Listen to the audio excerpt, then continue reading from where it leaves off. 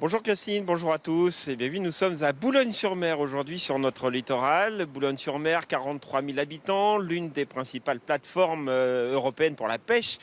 Mais ça n'est pas du côté de la mer que nous allons nous tourner aujourd'hui, plutôt du côté des cieux, avec la dernière ciergerie de France, l'une des dernières ciergeries artisanales, la ciergerie Leroy, une entreprise familiale reprise il y a une vingtaine d'années par la famille Bontemps. Elle nous fera donc découvrir la fabrication des cierges, des bougies et autres veilleuses.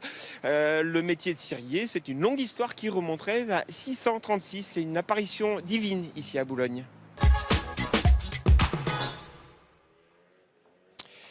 Eh bien oui, Christine, nous sommes donc dans l'atelier de la ciergerie Leroy ici à Boulogne-sur-Mer.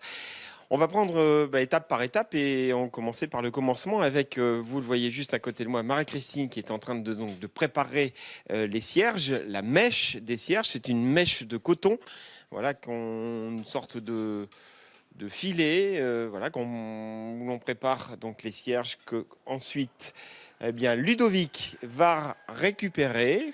Voilà, une fois que tout ça est prêt, Ludovic, lui, passe au trempage. Ce sont donc des cierges de dévotion. Qu'est-ce que c'est que le trempage exactement, Ludovic? Le trempage, c'est une mèche qu'on trempe dans la paraffine à chauffer à 80 degrés. Et au fur et à mesure, elle va grossir avec des couches successives. Donc là, on va atteindre... C'est du couche par couche, quoi. Du couche par couche, exactement, oui. Comme ça, le cierge grossit jusqu'à la taille voulue. Jusqu'à la taille voulue, oui, voilà, c'est ça, exactement. Donc là, la cire est à combien de degrés là? 80-85 degrés, à peu près. Bon, voilà, donc autant vous dire que il fait plutôt doux ici dans l'atelier. Alors j'ai à côté de moi Alain Bontemps, donc qui est le patron de la ciergerie Leroy, un homme heureux puisque vous avez repris l'entreprise il y a une vingtaine d'années maintenant. Ça va bien, vous êtes la dernière entreprise, la dernière ciergerie artisanale et familiale de la région.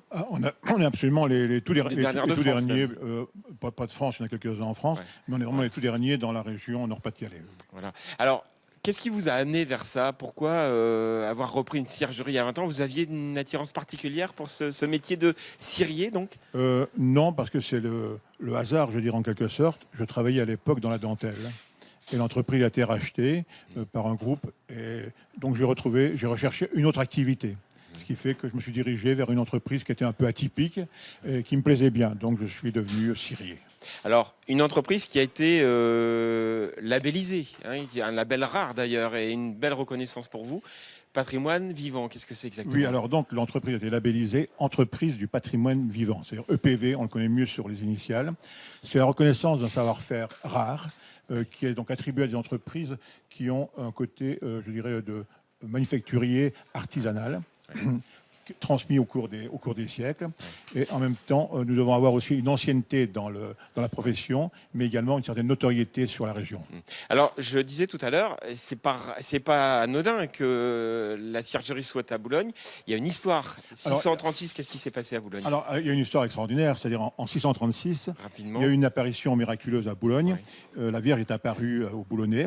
Et depuis cette date, Boulogne est devenu un lieu de pèlerinage important, mais je dirais même très très important. Avec le développement des métiers de cirier autour. Voilà, ça s'est développé au cours Voilà. du Moyen-Âge. Et il y a eu bien sûr des boutiques qui sont ouvertes pour vendre des services comme la restauration, le gîte, le couvert aux pèlerins, mais également des fabricants de cierges qui fabriquaient des cierges dans leur arrière-boutique et qui les vendaient dans la rue. Très bien. Donc le roi est peut-être le dernier survivant de ces ciriers du Moyen-Âge. Bien, merci beaucoup Alain Bontemps. On va continuer cette histoire et la découverte de cet adieu avec votre fille Olivia. Dans un instant, on va la retrouver pour les cierges de Pâques, cela.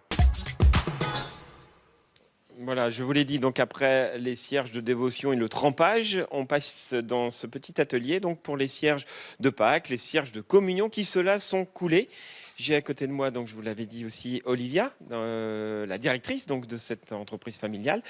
Olivia, qu'est-ce qu'on fait exactement ici? On utilise toujours de la paraffine, évidemment, Tout à fait. mais on la coule celle-là. Voilà, exactement. Donc celle-ci va être coulée dans des moules. Ludovic va nous montrer. Ludovic, dans des moules en inox. La paraffine est à environ 80-90 degrés. Ouais. Elle va être coulée dans chaque moule et refroidie de manière naturelle. Donc il faut attendre un certain temps avant que ça durcisse. Voilà, la paraffine, donc effectivement, ressemble à de l'eau, mais bon, vaut mieux pas quand même tremper les doigts.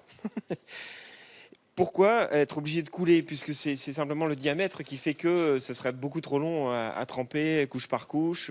Alors parce Vaut que mieux cela quand découler. on a fait du trempage, on a vu que la paraffine s'agglomérait sur la mèche de coton, où elle est plus fine sur le haut et plus épaisse sur le pied. Avec les moules ici, on a un cierge qui est Un diamètre standard, constant. voilà, un diamètre parfait D'accord. et qui est très cylindrique. Donc là, une fois que tout cela a durci, voilà, on démoule. Donc là, Ludovic démoule un. Alors ça, c'est un cierge de quoi, d'hôtel, Alors communion, celui-là, c'est un cierge d'hôtel Oui. qui a besoin de quelques manipulations encore pour être terminé. Donc là, on vient de le démouler, mais il a encore un aspect brut. Donc il a une partie ici conique qu'on va supprimer Vous avez pour rendre le enlevé. cierge parfaitement cylindrique. L'idée, c'est d'avoir voilà, un cylindre et un diamètre parfait voilà, dès tout le à fait, début du du cierge. début jusqu'à la fin. Donc Ludovic va aller décapiter le cierge. Combien, de quelle taille maximum vous pouvez les fabriquer, les cierges?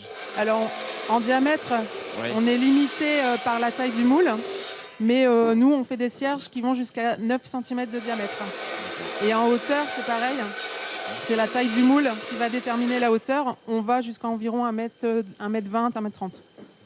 Et combien à peu près? Alors vous me disiez, c'est difficile de dire combien de cierges vous produisez, vous parlez plus en tonnage. En tonnage, exactement, parce que les cierges, en fonction du calibre, vont être plus fins ou plus épais. Ça fait beaucoup de bruit. Oui, ça fait du bruit, mais bon, on nous entend quand même. Et donc en fonction du calibre, Ouais. on aura plus ou moins de cierges. Donc c'est plus facile de parler en quantité en poids qu'en quantité de cierges. Voilà. Donc une fois que c'est débité, voilà, on va le percer. Voilà, donc puisque la dernière, évidemment, la partie perçage. conique a été supprimée et va être refondue, réutilisée. Ouais. Et donc là, il va être percé pour pouvoir être posé sur le hôtel, sur des chandeliers. Très bien. Voilà, écoutez, on va laisser Ludovic donc continuer Ouais. le perçage. Alors ce sont évidemment des cierges qui ne resteront pas comme ça. On va voir dans l'atelier qui suit cette fois donc la décoration. Tout à fait. Où on décore avec de la peinture, On les grave, on les décore etc. et on peut aussi mettre des motifs en relief. On n'est pas limité. Eh ben, c'est ce qu'on va voir. Merci. À tout de suite. Voilà la ciergerie Leroy toujours, donc ici à Boulogne-sur-Mer, avec cette fois, vous l'avez vu, donc les cierges démoulés, préparés, et maintenant ils vont être gravés. Et c'est Alain donc qui s'y colle, Alain qu'on voit donc chauffer son petit ustensile. Expliquez-nous en quelques mots, Alain, comment vous allez travailler.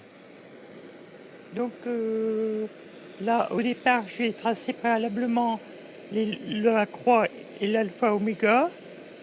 Et ensuite, à l'aide de fer chaud, je retrace, je passe repasser Tout ça se fait à l'œil, hein. Il y a dans pas chaque zone. vous n'avez pas de repère, Si, j'ai tracé un repère avant.